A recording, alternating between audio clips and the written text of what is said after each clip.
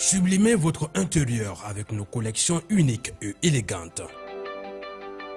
Chez Ibi Home, nous transformons vos espaces en véritable havre de confort et de convivialité. Découvrez notre collection exceptionnelle de meubles pensés pour chaque moment de votre vie. Des tables à manger conviviales, idéales pour rassembler famille et amis, au salon haut de gamme, alliant élégance et confort, sans oublier nos chambres à coucher de qualité avec matelas offerts pour un repos parfait.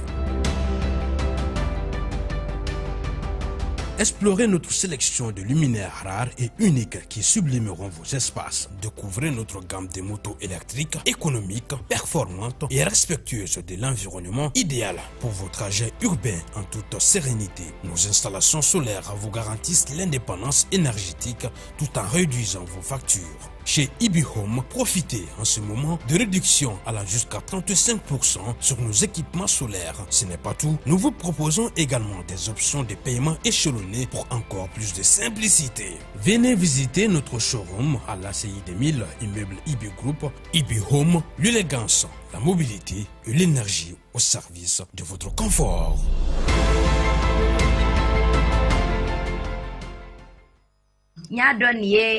Ande muso ka furu sabana minɛ ye sakɛ. Furu sabana wa? Arama, ne jiginne la dɛ.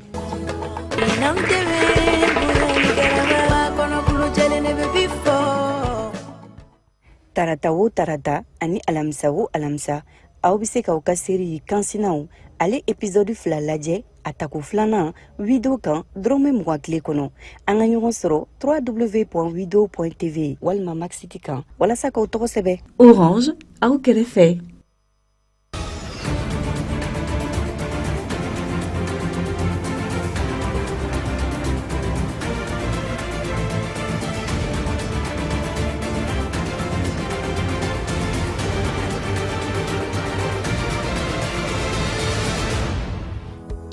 Mali kunnafonidilaw olu kalanna gouvernement kunkanko kunnafoniyaw olu lase ko ɲuman na fo ka taa se kunnafoni lankolon ale kɛlɛli ma baara in kɛra tile 3 kɔnɔna la min yɛrɛ na kɛ sababu ɲuman ye ni ka Mali kunnafonidi baara k'ale yiriwa. Keredew taxiw sarali fasodenw fɛ ale kɛlen do ko ye bibi na Mali kɔnɔna la min kɛn bɛ ka fasoden dɔw gan u kamana ni dɔw sɔn bɛ a ma ka fɔ ko fasojɔ baaraw do maa dɔw fana ye a jira k'a fɔ k'olu fɛla tɛ togoya si la. Mali kɔnɔ ani Mali kɔ kan n'aw bɛ ka Advance TV lajɛ ni waati in na a ye ko ɲuman kɛ anw sugandili la ka aw kunnafoniya ni de ye bi juma ale don kunnafoni bakurubaw ye a ye aw bisimila kokura bi kunnafoni ale kɛnɛ kan. I n'a fɔ an y'a fɔ aw ɲɛna cogoya min na kunnafoni daminɛ la tile 3 kalan min kunbilan bɛ sen kan jamana kunnafonidilaw olu ko kama gouvernement ale kunkan ko kunnafoniyaw olu lase ko ɲuman ma o baaraw o kuncɛra fɛn min ye ministère ka chargé de communication ye ale ni kunnafonidilaw olu de kun sen bɛ lajɛrɛ in na lajɛrɛ in yɛrɛ sen fɛ o kumana fariya wale kunnafoni lakika dili fo ka taa se kunnafoni lankolon o kɛlɛli ma an ka kunnafoni ɲininaw tun bɛ kɛnɛ kan Modibo Kan Sidibe ale ni Mamadu Diallo olu bɛ ɲɛfɔ kan ye. I n'a fɔ an bɛɛ b'a dɔn cogo min na an ka jamana ale kɔni fɛn min ye lakanabaliya ye o gɛlɛyaw b'an kan kosɛbɛ walasa kunnafonidi kana kɛ sababu ye ka ba don banbaci wale maaw olu ka baaraw la ni kalanbolo in sigira o kama ani fɛnɛ lasebuw bɛ kɛ jamana ɲɛmɔgɔw fɛ o bɛ se ka faamuya nɔgɔyala jamanadenw fɛ sinsin kɛra olu kan an bɛ wagati min na i ko bi cogo min na bɛn ni kɛlɛya ani jamana yɛrɛ bɛ se ka sinsin a kolo la o laɲini mun bɛ an ka ɲɛmɔgɔw la o bɛ se ka sabati. Kunnafoni jɛlen bɛ di cogo di a bɛ se ka di gouvernement fɛ cogo di gouvernement ka cakɛdaw bɛ se ka ɲɔgɔn sɔrɔ cogo di pour que kuma bɛ se ka siri ka dalen ka kɛ dalakɛɲɛ ye ka bɔ da kelen fɛ pour que ka taa sira kelen fɛ pour que bɛɛ ka faamu fo ko ɲɔgɔn kana to a la furukufuruku kana to a la fo boli kana fɔ a la. Donc o de ye bi ta ye donc a diyara an ye parce que an nana yan an ye hakili n'o d'u ma. Ni tile 3 baara in bɛ kɛ sababu ye ka jamana gouvernement ka hakilinaw k'olu daŋɛnɛmaya ani ka laban ka wele kɛ walasa k'a di bɛɛ ma bɛɛ ka se k'i jɔ i jɔyɔrɔ la kunnafoniya di cogo la. O hukumu kɔnɔ baarakuncɛw la ni fɛɛrɛ caman bolodala kulu minnu k'u sigilen don walasa ka hakili jagabɔ kɛ cogo min na kunnafoni diko ɲuman o bɛ se ka kɛ jamana ale ka kunnafoni di siraw fɛ. An bɛ se k'a fɔ tile 2 baara in kɔnɔna la an ma kuma sɔrɔ kosɛbɛ k'a kɛ parce que kunnafoni baara in bɛɛ kun kelen don kunnafoni dila bakɔrɔbaw de fɛ minnu ye ministère ka tɛmɛ donc il faut que olu fana ka gouvernement fana ka baara yɛrɛ taabolo ani gouvernement ka kunnafoni ye mun de ye mɔgɔ caman t'o dɔn parce que gouvernement ka kunnafoni ani jamanadenw ka kunnafoni façon kelen tɛ ale bɛ kuma a bɛ dan yɔrɔ dɔ la i bɛ taa sɔrɔ a bɛ kuma hakilina dɔ bɛ kuma kɔfɛ donc o kunnafoni dilaba minnu bɛ kɛnɛ kan olu ye taasira caman fɔ baara in na an bɛɛ kalan bolo sɔrɔ min na donc gouvernement bɛ waliya minnu kɛ jamanadenw tɔgɔ la u ka se ka dɔn ni hali ni fɛɛrɛ wɛrɛ minnu n'olu bɛ ta n'a bɛ fɔ ma ko guerre informationnelle parce que an b'a dɔn an kɔfɛ fɔ maa wɛrɛw bɛ yen minnu bɛ kɔrɔfɔ dɔw labɛn minnu tɛ tiɲɛ ye donc ka se ka fɛɛrɛ tigɛ walasa ka jɛya di o ko ninnu bɛɛ lajɛlen kan ninnu hakilina ninnu taara an b'a bisigiya k'a fɔ min ye an ka jamana ɲɛmɔgɔw ka laɲini tɛ dɔwɛrɛ ye bi gouvernement bɛ baara o baara kɛ a bɛ kɛ jamanadenw de kama alors jamanadenw ka tɔnɔ n'u ka nafa ye mun ye o ye o ka se k'a dɔn ŋaniya jumɛnw talen don baara jumɛnw kɛra jumɛnw bɛ senna ani laɲiniw ye jumɛnw ye maa minnu kɔni n'olu sen donna nin hakilijagabɔ in baara la u y'a yira k'a fɔ nin baara ninnu kɔfɛ a ka di olu ye u ye fɛɛrɛ minnu boloda olu ka se ka lawaleya don n'a nataw la cogo min na laɲini min bɛ an ka jamana ɲɛmaaw la n'o de ye ka se ka jamana basigi kunnafonidi siraw fɛ o ka se ka sabati. O tɛmɛlen kɔ ka bɔ yen nɔ taxi saraliko kuma min kun fɔra jamana faamaw fɛ k'a na tigɛ ka bɔ fasodenw kun o baara o daminɛna arabadon ni marisi kalo ale tile 5 kɛrɛnkɛrɛnnenya fɛn min kɔni ye telefɔni ci keredew ale ni warici saraw taxi kofɔlen ale bɛ ka tigɛ ka bɔ olu la fɛn min kɔni ye nin kibaruya ye kabi a daminɛna ka se bi ma kumaw kɔni cayara dugu kɔnɔ ni fasoden dɔw ye a jira k'a fɔ ko waleya ɲuman don barisa k'a na kɛ sababu ye ni ka faso jɔ dɔw fana ye a jira k'a fɔ k'olu fɛla tɛ togoya si la o kama an ka kunnafoni ɲininaw olu wulila ka jigin dugu kɔnɔ Isa Sise ale ye fɛn min sɔrɔ ko kan a ka ɲɛmadaw la Mali la ka weleli kɛ walima ka wari ci dɔ farala o sɔngɔ kan kabiri o sariya kuran sigira sen kan maliyɛn caman y'i ka nisɔngoya jira taxation kuran ye ko ɲuman tɛ ne fɛ parce que an bɛ gɛlɛya kɔnɔna na an dɛsɛlen bɛ ka baarakow banna on travaille pas an bɛ fitinin minnu sɔrɔ i bɛ taa sɔrɔ dɔw bɛ yen nɔ crédit bɛ k'u ka sababuya ye ka wari sɔrɔ dɔw bɛ forfait internet kan ka yɛlɛ internet kan ka publicité kɛ mɔgɔw ye u bɛ wari dɔɔni sɔrɔ a la mais ni kɛmɛ bɛ bolo e ka forfait internet ta n'a fɔra ko o kɛmɛ in tɛ permettre ka se ka forfait kɛmɛ la sɔrɔ i tɛna se k'i ka baara kɛ ko in man ɲa dans la mesure où a ma kɛ mɔgɔw ka avis ye hali n'a y'a sɔrɔ mɔgɔ caman y'u ka nisɔngoya jira mɔgɔ dɔw bolo o kan ka kɛ sababu ye an k'an ka jamana dɛmɛ ne kɔni hakilina min y'a la ne ma minɛ ka kɛ basi ye fɔlɔ ka kɛ basi ye cogo di jamana dɛmɛli la i yɛrɛ kan ka wuli yɛrɛ ka taa fɛn dɔ kɛ a b'i ka jamana yɛrɛ kanu don i la e tɛ se k'a fɔ k'i bɛ k'i yɛrɛ k'a sɔrɔ i ma ko dɔw gɛlɛya kun quoi i tɛ se ka sɛfan jiralen ja dɔ ka tila ka sɛdentigiya kɛ ne b'a faamuya ten donc ne ka jate la n'i ko k'i bɛ k'i yɛrɛ tɔɔrɔ dɔw bɛ f'i ka jɛn n'o ye. Bon, Malien Fouille n'est pas contre. Il y a des qui est contre. Il y a des gens qui sont contre parce que Mali est Jamana, Mali est Boya, Jamana. Le beaucoup na balo moko fêté kata. Notre moko c'est qui joue avec il y a Salen Sara. Gouvernement ma forme moko shima. Il te du gawar labo. Il be kodo de ke kana na fasoro kodo de la. On na fa ina gouvernement ma tatoka. Et moko chama be kuma la. Obe ka kuma dugu munu na. Ko dugu ta kalaje. Ali ibe parfait mi sa. Ali be sécurité mi ibe taxi sara la. Wa famaw ko kuma la. Olu y'a jira ko wari min bɛna sɔrɔ o ko la o bɛna labaara ka ɲɛ jalasa jamana ka se ka fiɲɛbɔda sɔrɔ o ye jamana kɔnɔden bɛɛ ka laɲini ye.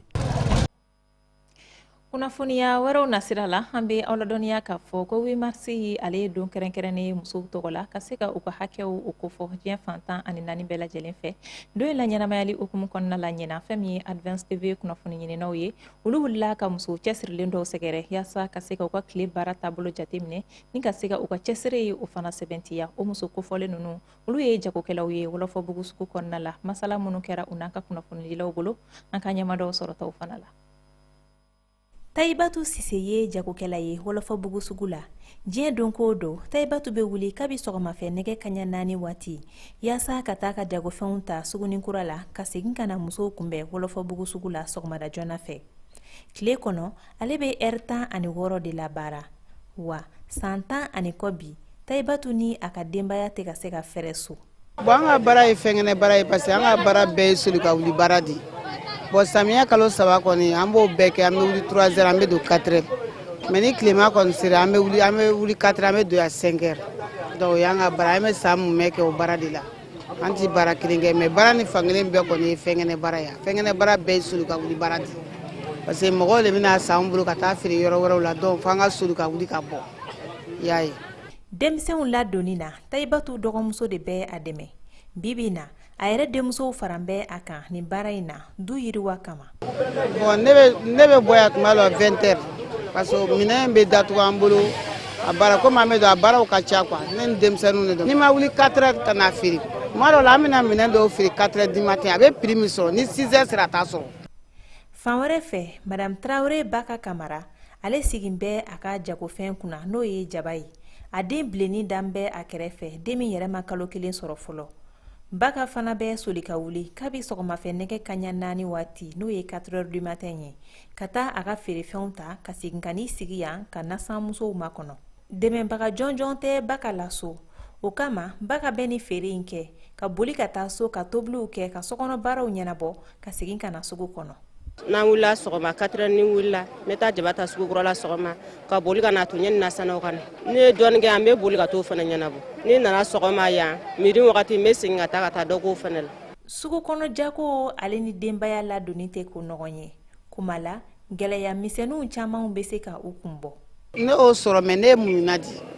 parce que n'i bɛ nin baara kɛ i fana kan ka muɲu di parce que e yɛrɛ b'a dɔn e bɛ don so kɔnɔ cogo min na e bɛ bɔ cogo min na c'est pas normal i k'a kɛ. Mais ni gɛlɛya b'an ka baara kɔnɔ jago an b'a kɛ di mais mun de b'o fura ye i bɛ sabali di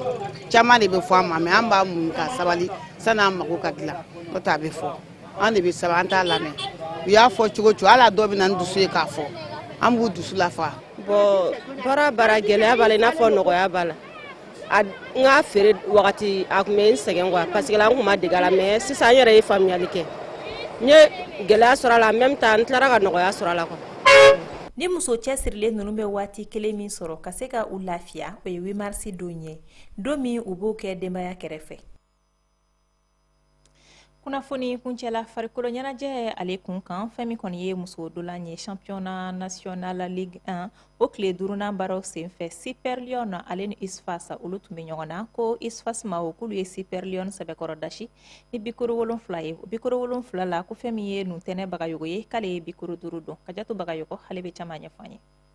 An ka wani ka kɛnɛ an balakaw ta fanfɛla la n'o championnat national ligue 1 féminin ye sa Abdulanta min kun bolo dalen no ka bila donna nataw la n'o bɛ tari ka bɔ ko naaninan kan a baaraw kɔni bilala sen kan ni dolanta kofɛlen kun kɛlen no ka ISFAS ale ni Super Lion kɔda ɲɔgɔn na n'aw ɲɔgɔn sɔrɔ in ta ka lajɛ ni bakuruba in kɔnɔ an b'a ye k'a fɔ ko jɔyɔrɔ fɔlɔ ni filanan de kun bɛ ɲɔgɔn na o la a dolanta enjeu kun ka bon kosɛbɛ ɲɔgɔn sɔrɔ bɛ daminɛ dɔrɔn ISFAS t'a ko bila dagirinda la u bɛ taa cɛlu fɔlɔ sɔrɔ ka don Nuntɛnɛ Bagayogo fɛ sanga 15nan wagatiw la dolanta kɛlen kelen ani kalangolo a kɛra an kɔnɔ ko ISFAS kɔni don cogo ɲɛna nka u ka cɛlu yara la n'o ye Adam Bagayogo ye ale bɛ taa carton bilenman ta Sigeli mɔgɔ ta ni Super Lion kun ye mɔgɔ 11 ye dolanta bɛna jija dɔɔni o bɛ n'a ta Super Lion tɛna se k'i jɔ i jɔyɔrɔ la ISFAS bɛna ta cɛlu filanan sɔrɔ ka don ngɔyin dɔ senfɛ o bɛ don Umu Kone fɛ fila ni kanangolo kɛlen Super Lion jigirin karamɔgɔ kɔni bɛna yɛlɛmali fila k'a ka dolantan kɔnɔ o bɛ fisaya dɔɔni nka yan'u ka taa dɔ sɔrɔ ka bɔ cɛlu la ISFAS de bɛ taa cɛlu sabanan sɔrɔ ka don Nuntɛnɛ Bagayogo fɛ n'o bɛ k'ale yɛrɛ ka cɛlu filanan ye dolanta in kɔnɔna na an bɛ taa sɛngɛlafiyɛbɔ la n'o jaabi ye saba ni kanangolo ka taa ISFAS kanu na tako filanan wagatiw baara bɛna gɛlɛya kosɛbɛ Super Lion bolo ka d'a kan u tɛna se ka ɲɛda kura yɛrɛ dolanta in na Nuntɛnɛ Bagayogo ale de bɛna ka baaraw daminɛ ko kura ye n'a tun ye cɛlu fila sɔrɔ ka don tako fɔlɔ wagatiw a bɛna cɛlu saba sɔrɔ ka don tako filanan in wagatiw la n'o bɛ kɛ sababu ye k'a yɛrɛ kɛ ka cɛlu 5 sɔrɔ ka don ni dolanta in kɔnɔna na Nuntɛnɛ tɛmɛnen kɔ Safiyatu Keita ale fana bɛna cɛlu 1 sɔrɔ ka don ka fara kan ɲɔgɔn sɔrɔ bɛ kuncɛ n'o jaabi ye 7 ani kanangolo ka taa ISFAS kanu na bon ne ka laɲini ye min ye saison kɔnɔ ɲina ka taa équipe nationale la ka Mali kunna wolo kan ka équipe kunna wolo fɔlɔ ka sɔrɔ ka Mali kunna wolo équipe kun dafalen tɛ o de y'a to an ye match bila retard la ɲina an ka laɲini an bɛ fɛ ka doubler yɛrɛ de kɛ an bɛ kɛ champion ye wa coupe du Mali an b'a ta ɲina ni Ala sɔnna Super Lion degeren karamɔgɔ ka fɔ la bi kun ye don ye mun da kun man d'u la kosɛbɛ ne ka match a bɛ préparer de championnat match par match nalen na mun kɛra mun man y'o kɔnɔna na an b'a essayer n ka cɛ match prochaine na ka essayer k'o rectifier ni sebaaya min sɔrɔlen filɛ ni dolantan bɔ ko 5nan in hukumu kɔnɔ o bɛ kɛ sababu ye ka ISFAS kɛ ka jɔyɔrɔ fɔlɔ minɛ Super Lion na n'ale kun ye dolantan 1 fara ta kan don n'a nataw la ni ISFAS sera k'a ka dolantan bɔ ko 6nan fɛnɛ ta a na danfara jan don ani Super Lion ni ɲɔgɔn cɛ jɔyɔrɔ fɔlɔ ko kɛlɛ fanfɛla la an sera ka fɛn minnu sɔrɔ ka jira aw la bi kunnafoni nasira la o ye nin ye aw ni ce aw ka danaya la a ye to Advance TV filɛli la wasa b'aw ye jabarani ko la bi su in na nazarakan kunnafoniyaw o bɛ lase aw ma Modibo Kan Sidibe fɛ Ala ka Mali lakana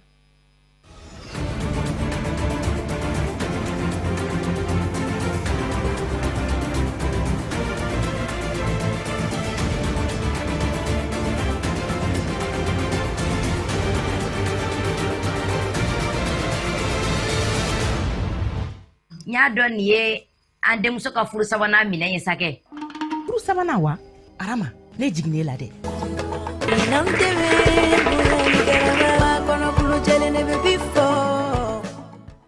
Tarata o tarata ani alamisa o alamisa aw bɛ se k'aw ka série kansinaw ale épisode 2 lajɛ a tako filanan Wido kan dɔrɔmɛ 20 tile kɔnɔ. An ka ɲɔgɔn sɔrɔ www.wido.tv walima Maxiti kan walasa k'aw tɔgɔ sɛbɛ. Orange aw kɛrɛfɛ. Sublimez votre intérieur avec nos collections uniques et élégantes. Chez Ibi Home, nous transformons vos espaces en véritable havre de confort et de convivialité. Découvrez notre collection exceptionnelle de meubles pensés pour chaque moment de votre vie. Des tables à manger conviviales, idéales pour rassembler famille et amis au salon haut de gamme, alliant élégance et confort, sans oublier nos chambres à coucher de qualité avec matelas offerts pour un repos parfait. Explorez notre sélection de luminaires rares et uniques qui sublimeront vos espaces. Découvrez notre gamme de motos électriques, économiques, performantes et respectueuses de l'environnement, idéales pour vos trajets urbains en toute sérénité. Nos installations solaires vous garantissent l'indépendance énergétique tout en réduisant vos factures. Chez Ibi Home, profitez en ce moment de réductions allant jusqu'à 35% sur nos équipements solaires. Ce n'est pas tout, nous vous proposons également des options de paiement échelonnées pour encore plus de simplicité. Venez visiter notre showroom à l'ACI 2000, immeuble Ibi Group. Ibi Home, l'élégance, la mobilité et l'énergie au service de votre confort.